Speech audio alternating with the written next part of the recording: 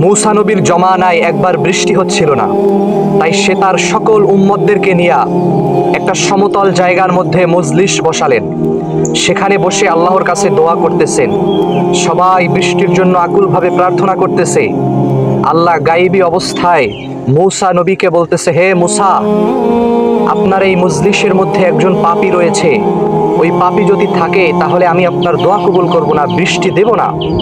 তো মূসা নবী তো রাগী মানুষ, উনি দাঁড়াইয়া সকলের সামনে বলতেছে যে আমার এই মজলিসের মধ্যে একজন মারাত্মক লেভেলের পাপী রয়েছে, এই পাপীকে জলদি উঠে চলে যাও। এই কথা বলার সাথে সাথে প্রকৃতপক্ষে যেই পাপী ছিল, ওই পাপী অন্তরের মধ্যে একটা ভয় চলে আসলো।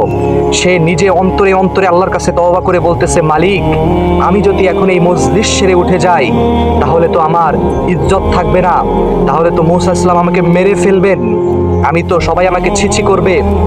আল্লাহ, আপনি আমাকে মাফ করে দেন মালিক, আমি আপনার বান্দা, আপনি আমাকে বানাইছেন।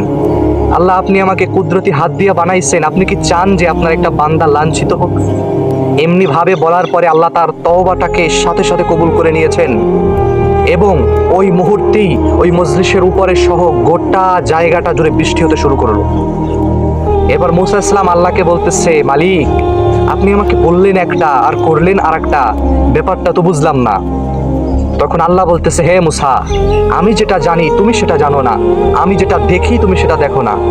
যখন তুমি অ্যানাউন্সমেন্ট করে দিয়েছো যে পাপী কে আছো তাড়াতাড়ি উঠে যাও, তখন ওই পাপী মনে মনে আমার দরবারে তওবা করেছে, আর তার তওবার চাহনিটা আমার কাছে এতটা পছন্দনীয় হয়েছে যে আমি তাকে সাথে সাথে মাফ করে দিয়েছি।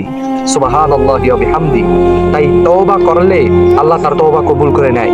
আপনি কত বড় গুনাহগার হয়েছেন, কত বড় পাপী হয়েছেন, নালায়েক হয়েছেন, নাফরমান হয়েছেন, আপনি তওবা করেন। আল্লাহ বলেছেন, লা তাকনাতু মির রাহমাতিল্লাহ ইন্নাল্লাহা ইয়াগফিরুয যুনুবা জামিআ। বান্দা, তোমাদের গুনাহ থেকে আমার রহমতের দরিয়া সুবিশাল, তোমরা চাইবে, চাওয়ার সাথে সাথে আমি তোমাদেরকে দিয়ে দেব।